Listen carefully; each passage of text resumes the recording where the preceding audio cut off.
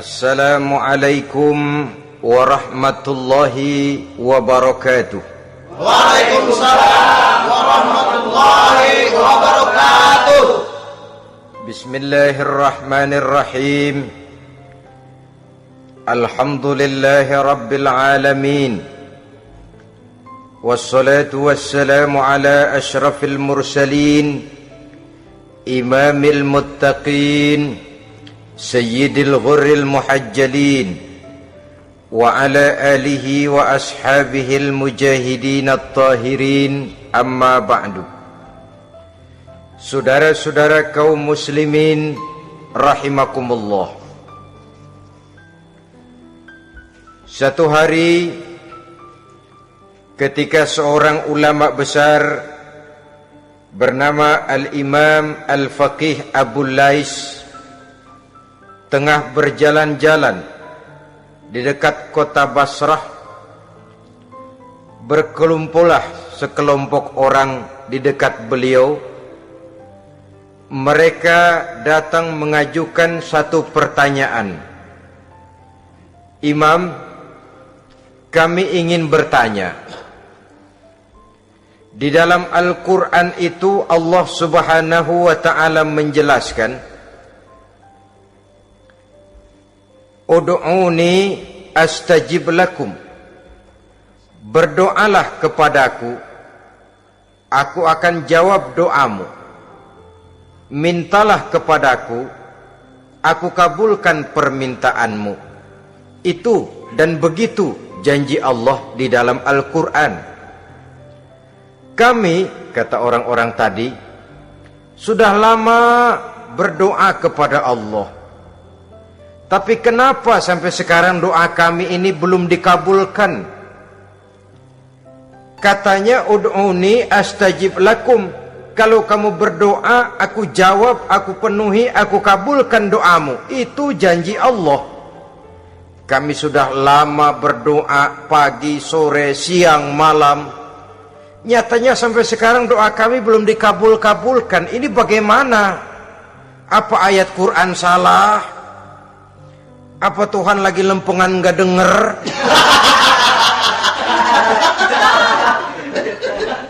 Apa doa kami yang terbalik? Kelihatannya sepele saja ini. Doa tidak didengar oleh Allah. Permohonan tidak dijawab, tidak dikabulkan oleh Allah. Tapi sebenarnya kalau kita mau merenung, kemalangan apa yang paling besar dalam kehidupan ini selain daripada kalau permohonan dan doa kita sudah tidak dihiraukan oleh Allah? Artinya hidup sudah tidak diopeni oleh Allah. Jangankan Allah, saudara-saudara, kita nggak diopeni sama mertua saja bingung. Ini mertua diem aja, kalau saya salah apa salahnya, kalau ada yang dikepengenin apa kepengenannya, boyak ngomong kenapa diem begitu. Ini tidak diopeni oleh Allah. Kemalangan apa yang lebih malang selain daripada kalau doa sudah tidak didengar oleh Allah? Itu sudah kemalangan yang paling malang, lebih malang dari kota Malang saya kira.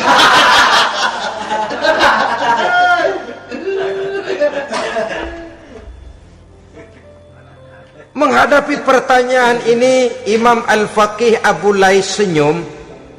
Lalu beliau berkata, tuan-tuan, tahu kenapa doa tuan-tuan tidak dijawab, permohonan tidak dikabulkan? Allah sudah tidak memperdulikan tuan-tuan ini. Kami tidak tahu, Imam, maka kami bertanya. Begini, hati tuan-tuan itu mati. Dari hati yang mati, channel tidak nyambung kepada Allah. Dari channel yang putus tidak ada getaran strom, bagaimana akan timbul gejala? Hatimu mati, jadi pantas kalau doa tidak dikabulkan, permohonan tidak dipenuhi, doa tidak terjawab, hatimu mati.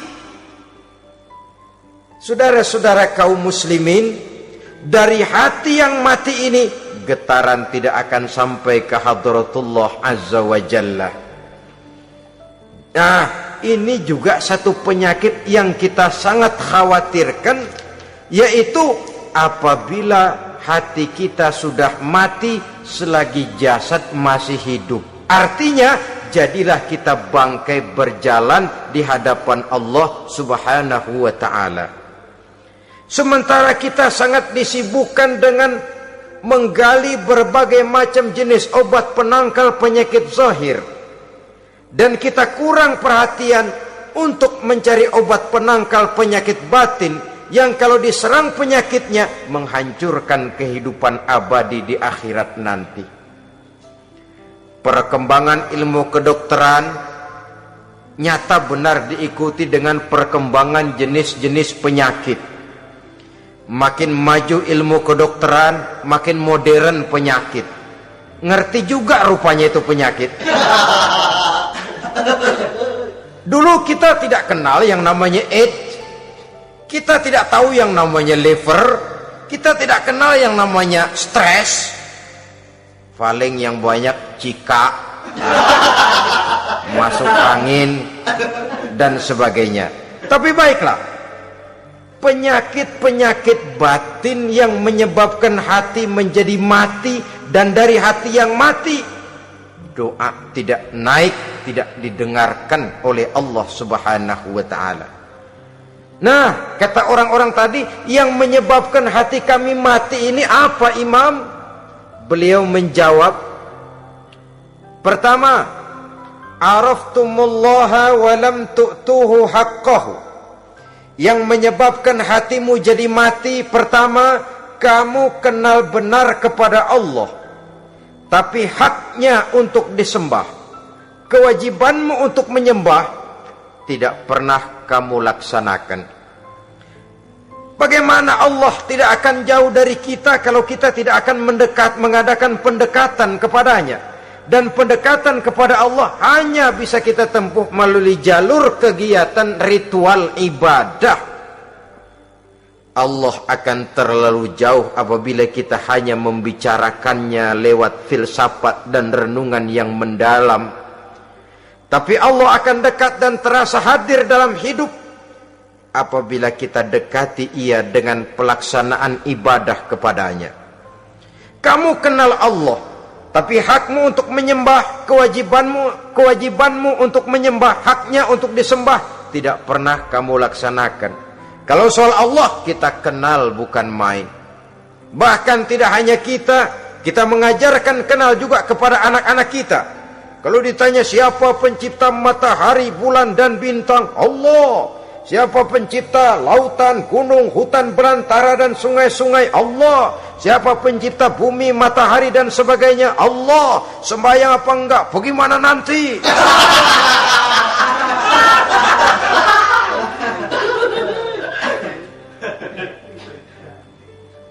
Tanpa pendekatan, Allah akan jauh. Apabila Allah jauh, maka doa tidak akan didengarkan olehnya. Oleh sebab itu, logika mengajarkan kepada kita, berpayahlah dulu, wa mal ladzatu illa ba'da ta'ab, innama al-usri yusra. Di balik kesulitan menunggu kemudahan. Nikmat baru akan terasa, kelezatan hidup baru akan terasa setelah kita jerih payah banting tulang peras keringat. Rasanya memang lebih nikmat sepotong singkong hasil cucuran keringat sendiri ketimbang roti dijejelin orang.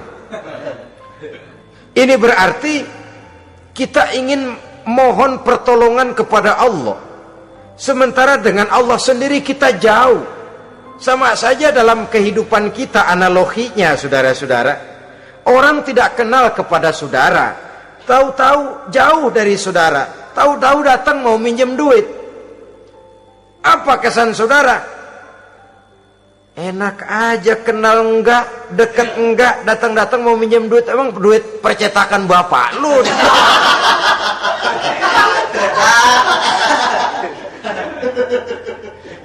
Sedangkan yang kita kenal, sedangkan yang kita bertemu tiap hari, Sedangkan yang sering datang ke tempat kita, kalau satu saat dia pinjam duit, toh kita kadang-kadang masih mikir. Apalagi datang nggak pernah, berkunjung nggak pernah, ngobrol nggak pernah, apalagi kenal juga nggak pernah, datang-datang mau minta. Macam apa? Datang nemuin Tuhan setahun 2 kali, Idul Fitri doang sama Idul Adha. Doa cerewet banget, apa aja diminta. Saudara hadirin, bagaimana doa akan kabul, permohonan akan dijawab? Jikalau kita jauh dari Allah, kita kenal Allah, haknya untuk disembah, kewajibannya untuk menyembah, tidak pernah kita laksanakan. Itu yang menyebabkan hati kita lalu menjadi mati. Padahal mengenal Allah, setelah mengenalnya, mengadakan pendekatan kepadanya melalui ritual ibadah yang dicontohkan oleh Rasulullah Sallallahu Alaihi Wasallam. Ini hal pertama yang menyebabkan hati jadi mati. Kamu terlalu kenal Allah tapi tidak pernah menyembah kepadanya. Sama aja orang kerja kagak, habis bulan mau minta gaji. Kita jitak palanya. Macam apa? Kerja enggak, tahu-tahu datang mau minta gaji. Kerja dulu yang baik, habis bulan baru enggak diminta pun memang sudah ada jatahnya. Ibadah dulu kita kepada Allah. Soal Allah memberikan karunia kepada kita, itu hak Allah. Apabila kita dekat dengannya, ibadah yang kita laksanakan benar, karunia itu akan datang kepada kita. Saudara-saudara, yang kedua yang menyebabkan hati jadi mati, qara'tumul Qur'an walam ta'malu bih. Kamu baca Al-Qur'an tapi ajarannya tidak pernah kamu amalkan. Kamu baca Quran tapi isinya kamu injak-injak. Sehingga ada peringatan dari Rasul Sallallahu Alaihi Wasallam. Beliau bersabda, "Iza azzamat ummatid dunya wa fi riwayatin dinaran wa dirhaman nuzi'at minha haibatul Islam. Wa iza turikatil amru bil ma'rufi wan nahyu 'anil munkari hurimat 'alaihim barakatul wahyi. Wa iza tasabat ummati saqatat min 'ainillah." 3 peringatan keras tapi yang merupakan gejala penyakit kita umat Islam diperingatkan oleh Nabi kita. Pertama, iza azzamat ummatid dunya. Apabila umatku telah terlalu mengagung-agungkan dunia, apabila umatku telah jatuh menjadi umat yang materialistis, segalanya diukur dari sudut keduniaan saja, nuzi'at minha haibatul Islam, maka akan dicabutlah dari mereka kehebatan agama Islam. Hilang kehebatan Islam apabila kita jatuh menjadi umat pengagung dunia, penyembah materi. Nilai kita, keberadaan kita tidak dihargai orang lain. Orang memandang kita remeh saja. Orang Islam gak ada apa-apanya, bayar aja. Bisa dibeli, bisa diatur, bisa dikerjain, garap saja. Nuzi'at minha haibatul Islam, hilang dari mereka kehebatan Islam ini. Kenapa? Mereka telah mengagungkan dunia dan menjadikannya sebagai tujuan. Padahal dunia cuma alat, materi cuma alat, harta cuma alat. Yang kedua, wa iza turikatil amru bil ma'rufi wan nahyu 'anil munkari hurimat 'alaihim barakatul wahyi. Apabila telah ditinggalkan amar ma'ruf dan nahi munkar, maka hilanglah keberkahan wahyu. Ini yang ada hubungannya dengan masalah kita. Kita baca Quran, kita tidak amalkan isinya. Bagaimana hati tidak jadi mati? Amar ma'ruf dan nahi munkar ditinggalkan orang, hilang keberkahan wahyu. Pada saat itu boleh jadi Quran ada, tapi cuma tinggal tulisan saja. Islam ada, cuma tinggal sekedar nama saja. Diseminarkan, disimposiumkan, dimuktamarkan, tapi tidak dijabarkan dalam kehidupan sehari-hari. Apabila amar ma'ruf dan nahi munkar telah ditinggalkan orang, hilang keberkahan Quran itu. Akibatnya apa? Apabila amar ma'ruf tidak lagi digalakkan orang, nahi munkar tidak dilaksanakan orang, lalu orang menilai sesuatu menurut seleranya sendiri. Mana yang ma'ruf, mana yang munkar, tidak ada lagi patokan utama. Kalau baik kata otaknya, dia kerjakan. Tidak baik menurut otaknya, dia tinggalkan. Agamanya adalah otak, berhalanya adalah akal. Akhirnya umat kehilangan pedoman. Tidak lagi jelas mana batas yang ma'ruf, mana batas yang munkar. Dalam kondisi sedemikian, akhirnya akan terjadi penjungkiran nilai. Paling celaka nantinya, yang ma'ruf malah dianggap munkar, yang munkar malah menjadi ma'ruf. Peringatan ketiga dari Nabi, wa iza tasabat ummati saqatat min ainillah. Apabila umatku sudah saling berbantahan, apabila umatku sudah saling caci memaki, saqatat min ainillah, jatuhlah mereka dalam pandangan Allah Subhanahu wa taala. Hilang wibawa umat yang sudah saling mencaci maki, saling menjatuhkan, saling gasak, gesek, gosok. Justru agama menganjurkan kita ini saling asah, asih, asuh. Kadang yang kita praktekkan, kita ini saling gasak. Yang kedua, saling gesek. Yang ketiga, saling gosok. Gasak, gesek, gosok. Kacau kita ini. Saling gasak, menjegal kawan seiring, menggunting dalam lipatan. Saling gosok, fitnah sana, fitnah sini. Saling gesek, sikut kiri, sikut kanan. Tidak peduli orang lain luka dan sebagainya. Yang penting dia bisa nangkring. Jatuh kita dalam pandangan Allah apabila umat sudah saling mencaci maki.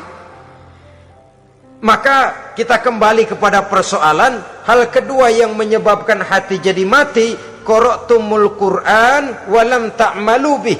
Kita baca Al-Quran, tapi ajarannya nyaris tidak kita amalkan di dalam kehidupan kita. Akibatnya hati lalu jadi mati. Itu yang kedua. Yang ketiga yang menyebabkan hati jadi mati dan doa tidak terjawab, idda'aitum annakum min ummati Muhammadin sallallahu alaihi wasallam walam ta'malu bisunnatihi. Kamu mengaku, kamu memproklamirkan diri sebagai umatnya Nabi Muhammad, tapi sunnahnya tidak pernah kamu amalkan. Malahan perkembangan paling akhir, bukan saja tidak mau mengamalkan sunnah, malah mengingkari sunnah. Inna lillahi wa inna ilaihi raji'un. Oh, Nabi Muhammad itu manusia biasa seperti kita. Sebagai manusia dia bisa salah. Dan ternyata hadis banyak yang palsu. Yang otentik cuma Quran. Selebihnya adalah sejarah. Tidak ada itu sunnah. Langsung saja kepada Quran. Oh, hadis itu bukan sumber hukum. Oh, tidak perlu mengamalkan sunnah. Saudara-saudara kaum muslimin, mengaku kita umat Nabi, tapi sunnahnya kita campakkan, tidak kita amalkan. Setelah tidak kita amalkan, kita campakkan. Setelah kita campakkan, kita ingkari pula. Inna lillahi wa inna ilaihi raji'un. Bagaimana hati tidak jadi mati? Kalau siang malam kita memproklamirkan diri sebagai umat Nabi Muhammad, sementara sunnahnya kita campakkan, kita abaikan, dan kita ingkari dia sunnah itu. Padahal jikalau sekarang kita mengenal Islam, jikalau kita sekarang ngerti halal haram, tahu hak batil, bisa memilah dan memilih antara yang ma'ruf dengan yang munkar, itu utamanya adalah karena jasa Nabi Muhammad SAW, yang dari generasi ke generasi dilanjutkan oleh para sahabat, oleh tabi'in, oleh tabi'it tabi'in, terus oleh para ulama-ulama sampai kepada kita sekarang ini. Walaupun beliau hanya berfungsi sebagai penyampai, tapi kepribadiannya dijadikan model oleh Allah Subhanahu wa taala di dalam kita melaksanakan kehidupan beragama. Bahwa beliau manusia seperti kita, memang dalam arti unsur biologisnya ya manusia, punya darah, punya daging, punya hati, punya perasaan, bisa sedih, bisa gembira. Tetapi beliau itu termasuk basyarun la kal basyar, manusia yang tidak seperti manusia pada umumnya, punya spesifik, dan itu wajar sebagai seorang rasul pilihan Allah, apalagi merupakan rasul pilihan dari sekian puluh pilihan. Bahwa jamrud itu batu memang, tapi nilainya kan berbeda dengan batu kolar. Satu truk batu kolar dengan barangkali segenggam batu jamrud, nilainya tentu jauh lebih mahal batu jamrud. Kalau soal batunya, sama batunya, tapi nilainya berbeda karena esensinya berbeda. Kita manusia, Nabi Muhammad juga manusia, sama manusianya memang, tapi kualitasnya, nilainya tentu jauh panggang daripada api.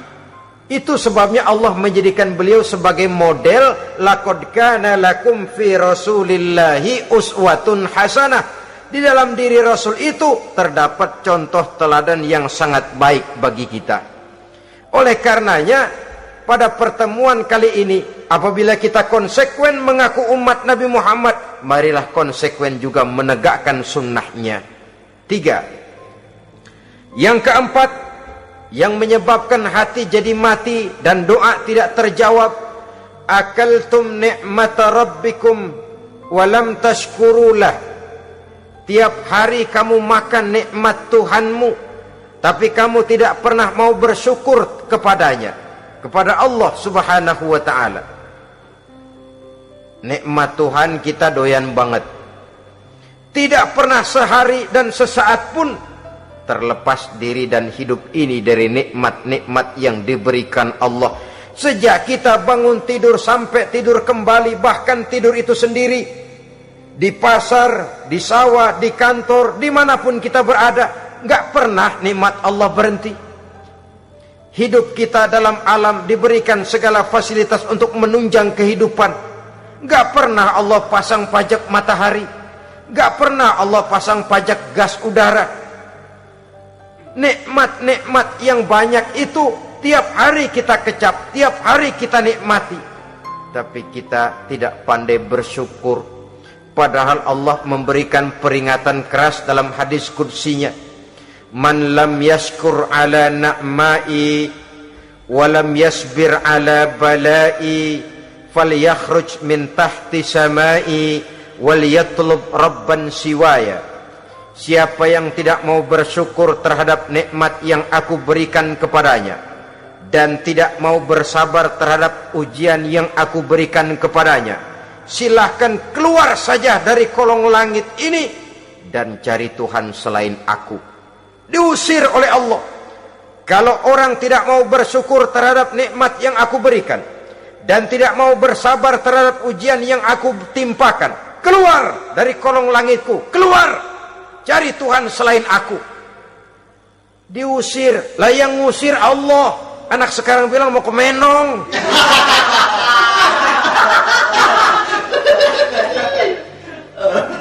Kalau diusir kita dari Jakarta, masih bisa pindah ke Bandung. Diusir kita dari Bandung, bisa pindah ke Jogja, Solo.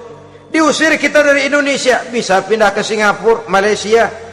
Diusir dari kolong langit, mau cari langit mana lagi? Kalau kau tidak mau mensyukuri nikmatku, tidak sabar terhadap ujian yang aku berikan kepadamu, keluar saja, keluar dari kolong langitku ini, cari Tuhan selain aku. Kalau istilah kita mah Tuhan udah jengkel banget udah itu. Nikmatku, yang nikmat yang aku berikan kau makan, tapi kepadaku engkau tidak pernah mau bersyukur. Saudara-saudara kaum muslimin rahimakumullah, wajar. Kita dulunya tidak ada, sekarang ada, nikmat. Susunan biologis manusiawi kita demikian cantik, nikmat.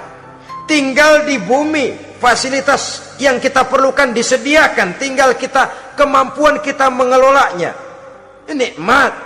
Diberikan kita otak yang membedakan kita dengan binatang, nikmat. Diberikan kita agama, diutus para rasul untuk jadi model dalam kehidupan kita, nikmat. Kalau cara kita emang kurang apa sih? Apa yang kurang, hai manusia? Engkau tidak ada, aku adakan. Kalau aku perintahkan kau tinggal di bulan, mungkin kau tidak akan sanggup hidup. Begitu lahir juga kelepok-kelepok habis. Ya nggak ada HO2 toh di bulan, mau ngisap apa? Aku tinggalkan kau, aku perintahkan tinggal di permukaan bumi. Alamnya indah, fasilitas serba menunjang. Nikmati semuanya, semuanya untuk kamu, semuanya. Satu pintaku, syukuri nikmat yang aku berikan kepadamu. Ya bukan cuma syukur dalam ucapan, syukur dalam perbuatan. Banyak nikmat yang diterima, makin banyak dia sujud, makin banyak dia ruku, makin banyak dia mengadakan pendekatan kepada Allah. Syukur dalam artian berupa tindakan dan perbuatan, mempergunakan nikmat sesuai dengan kehendak yang memberikan nikmat itu sendiri kepada kita. Saudara-saudara kaum muslimin rahimakumullah, ini penyakit yang keempat. Kamu makan nikmat Tuhanmu, tapi kamu tidak pernah pandai bersyukur kepadanya, mensyukuri nikmat yang diberikan tadi. Bagaimana hati tidak jadi mati?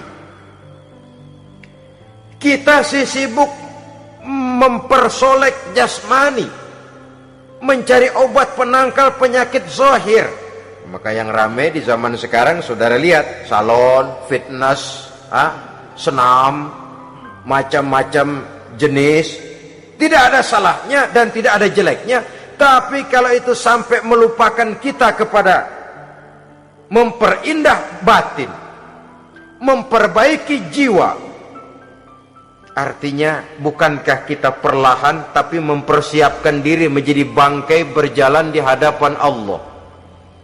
Dengan operasi plastik, yang pesek jadi mancung, yang sipit jadi belok,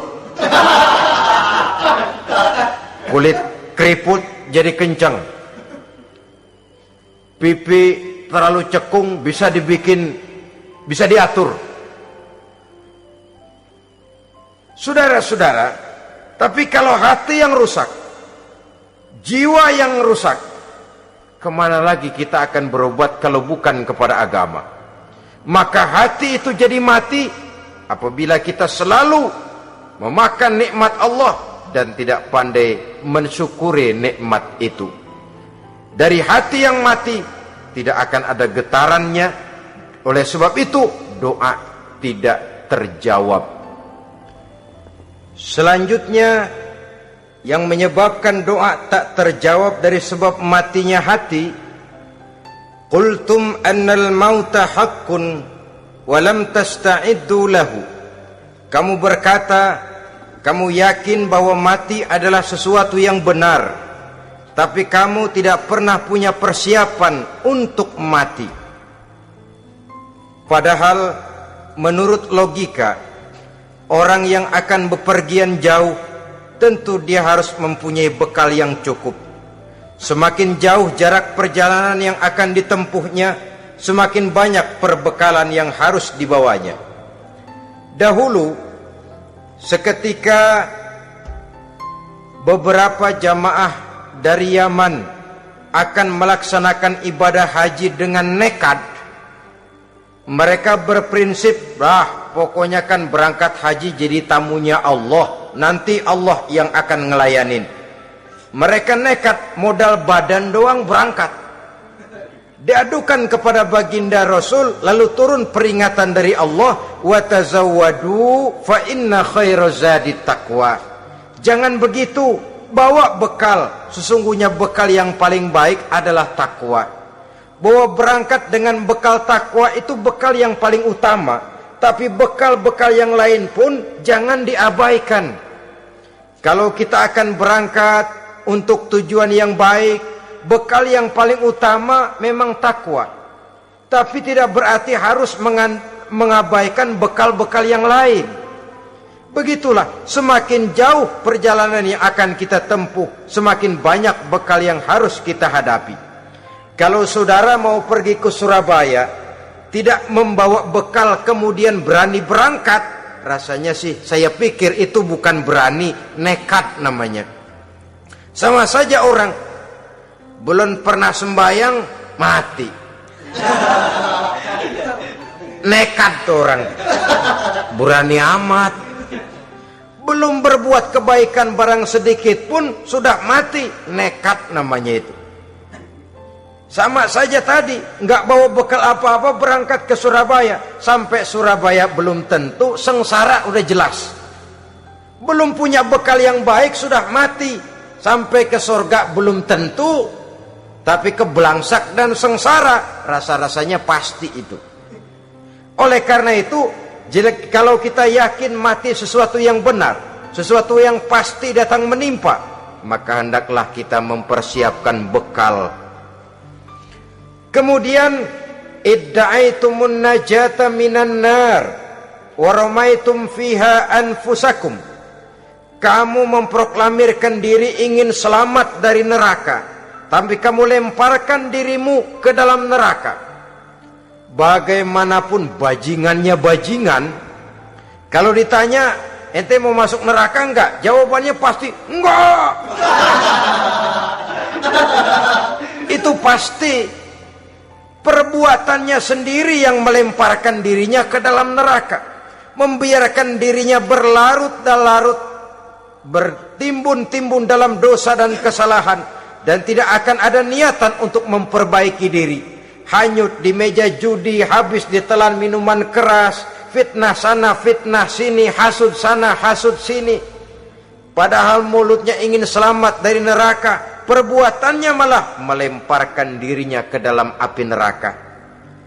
Tidak ada orang yang lebih sayang kepada diri kita selain kita sendiri. Dan menyayangi diri itu tidak cuma dengan memandikannya sehari 3 kali, memakaikannya parfum dengan segala macam merek, memakai sabun yang wangi-wangi, minyak yang harum-harum. Lebih daripada itu, jaga dan sayangi diri. Jangan jatuhkan dia ke dalam perbuatan-perbuatan yang bisa menjerumuskan diri itu ke dalam neraka. Kemudian disambung oleh Imam Al-Faqih Abu Lais yang menyebabkan doa tidak terjawab karena hati mati. Idda'aitum dukhulal jannah walam ta'malu laha. Kamu ingin masuk surga, tapi kamu berat mengamalkan perbuatan yang bisa menyampaikan kamu ke surga. Semua kita kalau ditanya mau masuk surga, mau. Tapi jarang yang berlomba melakukan perbuatan-perbuatan yang bisa menyampaikan kita ke surga. Kemudian yang terakhir kata Imam Al-Faqih Abu Lais, dafantum mautakum walam ta'tabiru laha. Kamu menguburkan orang yang mati di antara kamu, tapi kamu tidak bisa mengambil iktibar, tidak bisa mengambil pelajaran dari mayit yang jenazah yang kau kuburkan itu. Mestinya kan nguburin orang tuh membuat sadar. Iya, kalau sekarang saya baringkan di liang lahat, menghadap ke arah kiblat, bantalnya tanah, setelah itu ditutup dengan papan, lalu ditimbun dengan tanah. Iya, sekarang giliran saya, entah besok, lusa, bulan depan, tahun depan, tapi pasti mengubur mayat, mengubur jenazah, tapi tidak bisa mengambil iktibar dari yang dilaksanakannya itu. Ini merupakan penyakit-penyakit batin yang merupakan handicap, yang menimbulkan jarak antara kita dengan Allah Subhanahu wa ta'ala. Pantas kalau itu semua ada pada diri kita, hati jadi mati. Dari hati yang mati, doa tidak akan tembus. Kita tidak lagi akan diperdulikan oleh Allah Subhanahu wa ta'ala. Dan itu sekali lagi kemalangan yang terbesar dalam kehidupan kita. Bagaimana jalan keluarnya?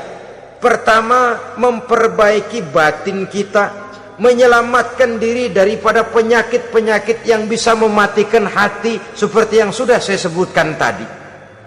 Yang kedua, berdoa dengan adab, sehingga tata cara di dalam kita bermohon kepada Allah Subhanahu wa taala dibicarakan secara khusus oleh Al-Imamul Ghazali dalam kitab Ihya beliau yang disebut adabud doa. Adab di dalam kita melaksanakan doa kepada Allah Subhanahu wa taala. Setelah batin ini bersih dari penyakit-penyakit hati yang bisa menyebabkan hati jadi mati, berdoalah kita kepada Allah. Bagaimana adabnya? Kata Imamul Ghazali rahimahullah, yang pertama hendaklah ia di dalam berdoa itu memilih waktu yang mulia. Minal awqatis syarifah, kata beliau. Memilih waktu-waktu yang punya nilai mulia. Ramadan dalam 1 tahun, Jumat dalam tiap minggu, sepertiga malam yang akhir pada setiap hari. Waktu-waktu yang punya nilai mulia. Walaupun misalnya saudara berdoa pada hari Kamis, tidak ada halangannya Allah mau kabulkan.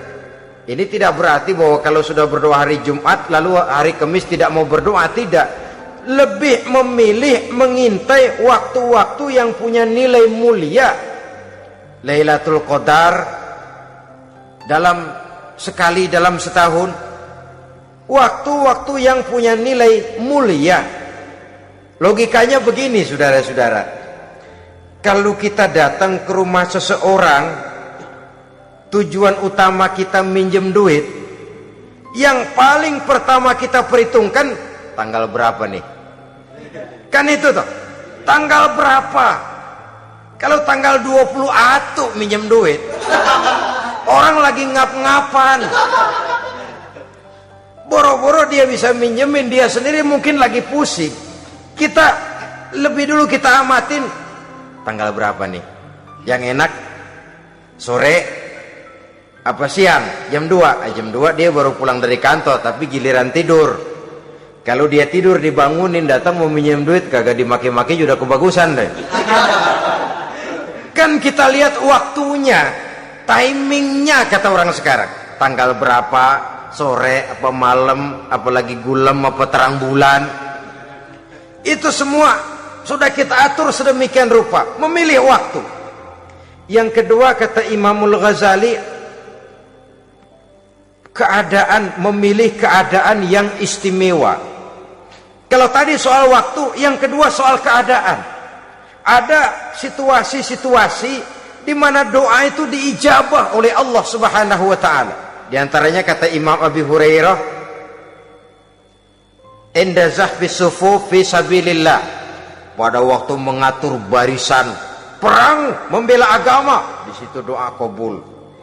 Inda nuzulil ghais, ketika turun gerimis, di situ doa makbul. Inda iqamis shalah, ketika salat mau didirikan, riwayat lain bainal azan wal iqamah, antara azan dan qomat, di situ doa makbul. Itu memilih keadaan-keadaan. Kemudian yang ketiga kata beliau, berdoa menghadap kiblat. Ya, apa kalau doa madhab mudik Tuhan gak tahu? Tahu. Tuhan gak dengar? Dengar, cuma lebih etis. Lebih etis kalau kita berdoa menghadap ke arah kiblat. Saudara-saudara kaum muslimin rahimakumullah. Yang keempat, hifdzus saut, menyederhanakan suara. Tidak terlalu keras, juga tidak terdengar orang lain, apalagi kalau doa kita diaminkan oleh orang lain. Tidak usah terlalu keras. Kenapa? Karena Allah yang kita meminta kepadanya bukan zat yang tuli, bukan zat yang buta, bukan zat yang tidak dengar, bahkan dia maha dengar. Juga tidak terlalu seperti orang berbisik-bisik, apalagi kalau doanya doa bersama-sama. Tapi kadang-kadang terdorong oleh husnuzon dari para makmum saja. Tidak peduli apa yang dibaca oleh imam, yang kedengaran cuma amin aja gerengan. Amin, amin, amin, amin, amin, amin.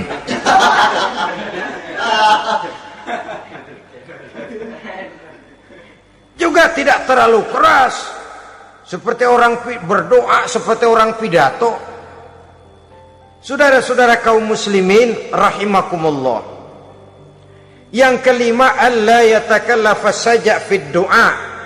Dalam berdoa, kalau istilah kita, jangan nyelongcong. Sajak ini menunjukkan sikap berani kepada Allah. Misalnya ada orang berdoa, ya Allah ampunilah saya kalau engkau mau.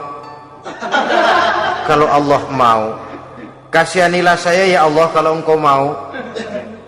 Itu doa orang songong. Atau sama saja, ya Allah berilah saya rezeki dikit aja. Emang kenapa pakai begitu?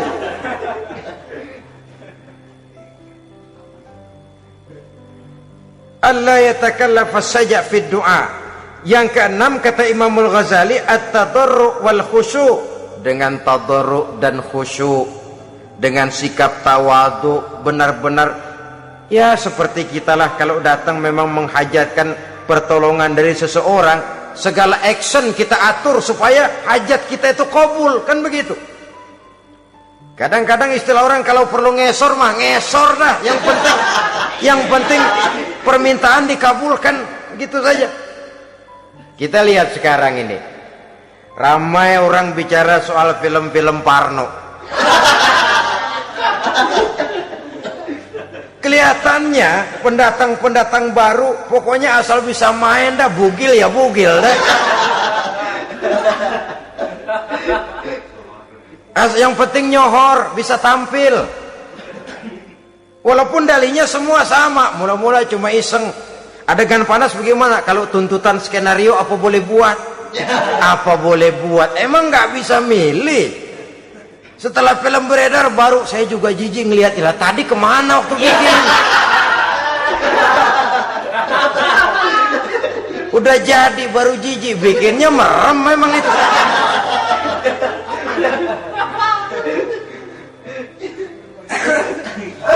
Tapi ada satu analogi, asal bisa main, asal bisa tampil di layar, apa saja jadi taruhan sudah, bugil ya bugil dah, nggak soal dah, pokoknya bisa main, tampil, nyohor, masuk koran. Udah seperti kata-kata orang Arab, bul ala zamzam fatu'raf. Kalau pengen terkenal kencingin sumur Zamzam. Artinya apa? Bikin yang aneh-aneh, yang orang nggak kerjain, ntar ngetop. Yang ngetop lempengan jeleknya. Sumur Zamzam dikencingin, kan nyohor itu. Sedunia orang kenal. Kenapa? Gila. Saudara-saudara kaum muslimin rahimakumullah, sangat kita sayangkan kalau lalu orang berlomba-lomba dengan cuma modal paha mulus, wajah cantik, dimauin apa saja mau, lalu bisa tampil. Akibatnya yang jadi korban adalah anak-anak kita, disuguhi tontonan-tontonan yang meracuni jiwa mereka.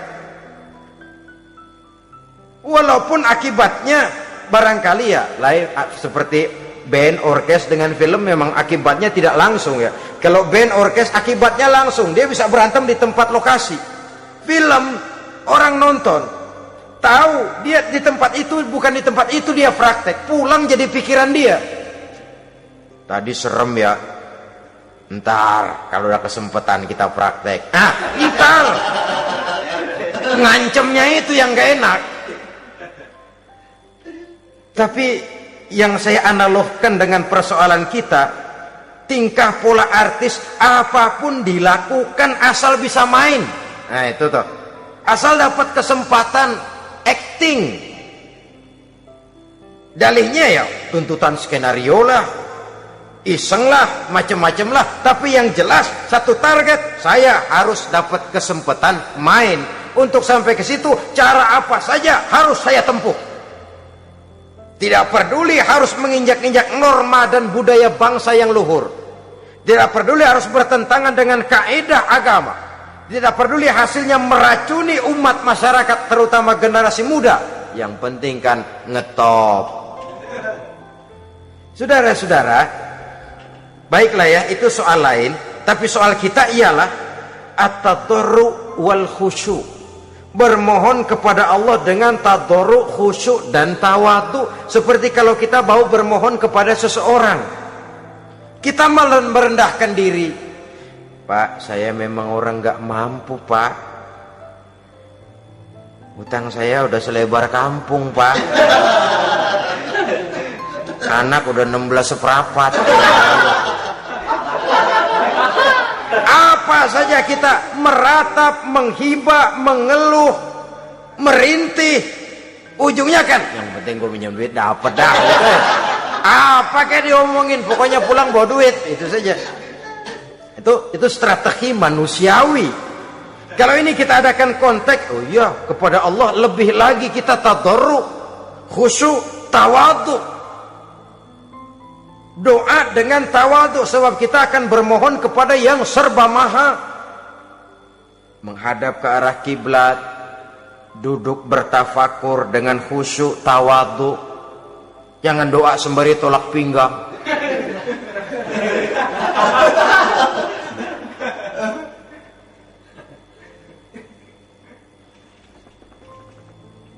Yang ketujuh, kata Imamul Ghazali, ayyujzimad du'a wa yuqina bil ijabah.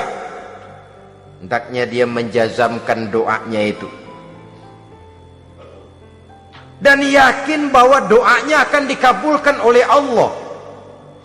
Sebab kata Nabi, innallaha la yaqbalu du'aan min qalbin ghafilin lahin.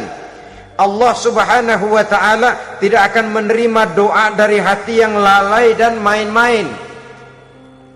Doa ke orang ugah-ugahan.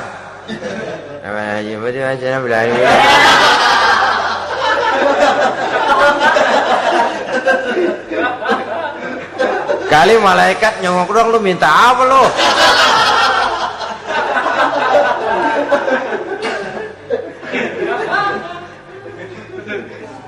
Seperti tadi itu, kita datang mau minjem duit sama orang, ngomongnya ogah-ogahan.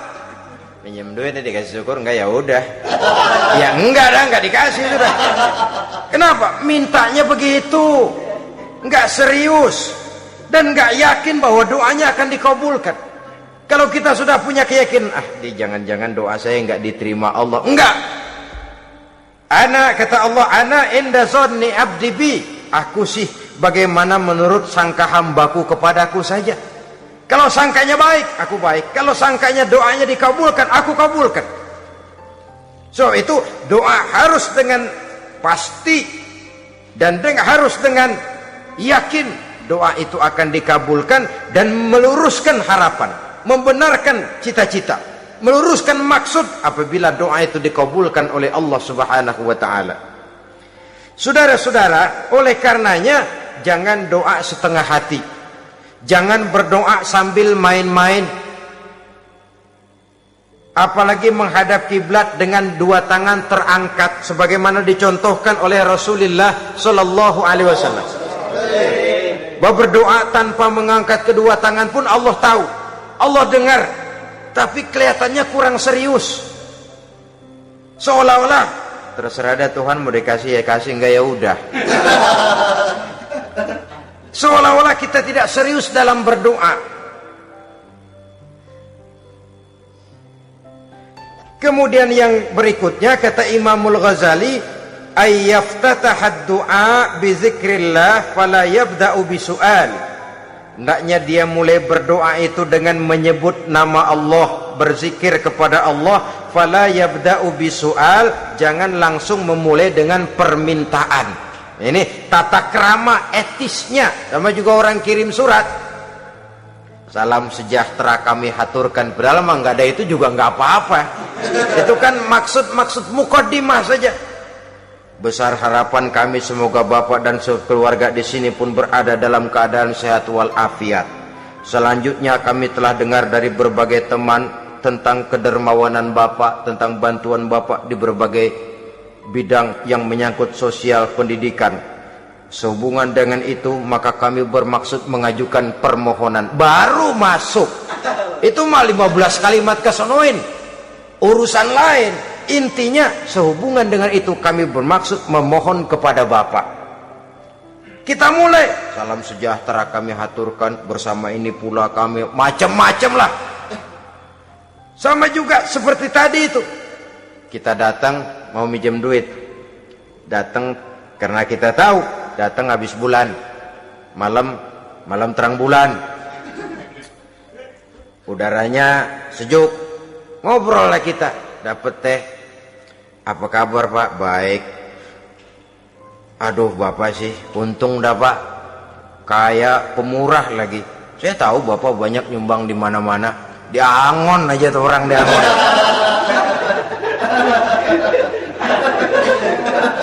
Kira-kira udah mau telap aja baru dikedat.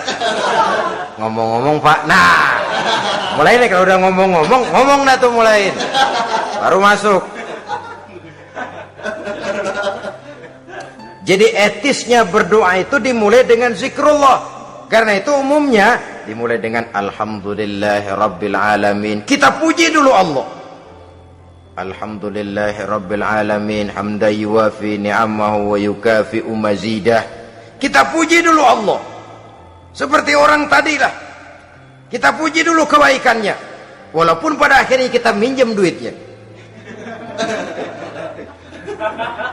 Ya, sebenarnya Allah nggak perlu dipuji toh. Dipuji atau tidak Allah tetap termulia. Ini etis manusia. Allah tidak berharap untuk dipuji oleh manusia. Allah tidak untung seluruh alam memujinya. Manusia mau memuji atau tidak itu urusan manusia sendiri. Allah tidak minta untuk dipuji. Allah juga tidak gila kepada pujian. Kalau kita memulai doa dengan pujian, etis kita kepada Allah Subhanahu wa taala di dalam kita bermohon kepadanya. Saudara-saudara kaum muslimin rahimakumullah. Kemudian menyesuaikan doa dengan kondisi. Ini termasuk syarat batin ya, taubat, waraddul mazalim kata Imam Ghazali, menolak segala macam kezoliman. Artinya kalau berdoa itu tahu diri. Kalau gaji kita sebulan 700 atau 800 900 ribu, berdoa minta rezeki 1 juta, itu tahu diri namanya. Kan cuman kurang 100 ribu. Ya, kalau kerja kagak minta gajian 1 juta. Pengen doa dikabulkan, rasanya secara etis nggak tahu diri orang berdoa seperti itu. Orang datang mau minta duit, mau pinjam duit kepada kita, kan kita lihat kira-kira mampu ngembaliin nggak nih orang. Kita lihat, kita evaluasi kemungkinannya. Lalu si yang minjem tentu tahu diri. Kalau memang kekuatannya ngembaliin, tidak seperti kekuatannya mulangin, hendaknya dia timbang rasa. Begitu juga kepada kita etisnya kepada Allah Subhanahu wa ta'ala. Tahu diri, menyesuaikan doa dengan keadaan. Kalau tidak ada gap terlalu jauh panggang daripada api, nanti nasibnya bagai si pungguk merindukan bulan. Apabila adab-adab di dalam berdoa ini kita perhatikan, sejak dia dari adab yang zahir sampai kepada adab yang batin, kemudian penyakit-penyakit yang membuat hati itu jadi mati, maka insya Allah doa kita dijabah oleh Allah Subhanahu wa ta'ala. Dalam Al-Baqarah ayat 186 Allah Subhanahu wa ta'ala menjelaskan, wa iza sa'alaka ibadi anni fa inni qarib ujibu da'watad da'i iza da'ani falyastajibu li wal yu'minu bi la'allahum yarshudun. Apabila hambaku bertanya kepadamu Muhammad tentang aku, kata Allah, fa inni qarib, katakan kepadanya aku dekat sekali dengan mereka. Ujibu da'watad da'i iza da'ani, aku akan jawab aku kabulkan permohonan orang-orang yang berdoa kepadaku. Falyastajibuli wal yu'minu bi, maka hendaknya mereka juga menjawab panggilanku atas dasar iman kepadaku. La'allahum yarsyudun, semoga dengan ini mereka kelak mendapat petunjuk. Saudara-saudara, Al-Baqarah 186 ini dengan nyata menjelaskan kepada kita, Allah akan menjawab doa, mengabulkan permohonan apabila kita falyastajibuli wal yu'minu bi, juga menjawab panggilan Allah atas dasar beriman kepadanya. Logikanya tadi itu, araftumullaha wa lam tu'tuhu haqqahu. Kita tidak pernah mau menjawab panggilan Allah sementara kita berharap doa kita dijawab oleh Allah. Apa enggak pincang? Apa enggak berat sebelah?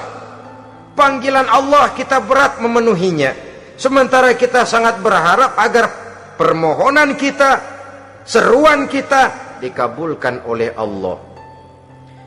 Menjawab panggilan Allah atas dasar beriman kepadanya. Kenapa? Ada orang menjawab panggilan bukan berdasarkan iman, tapi karena target lain. Datang sembahyang Jumat paling dulu, target utamanya pulang juga paling dulu nyabet sendal, nyabet sepatu. Menjawabnya iya, tapi tidak karena iman. Jadi apabila kita rajin menjawab panggilan Allah atas dasar beriman kepadanya, maka seruan, permohonan, doa niscaya dikabulkan olehnya. Ini saja, mudah-mudahan ada manfaatnya. Terima kasih atas segala perhatian, mohon maaf atas segala kekurangan. Usikum wa nafsi bitaqwallah. Wassalamualaikum warahmatullahi wabarakatuh. Waalaikumsalam warahmatullahi wabarakatuh.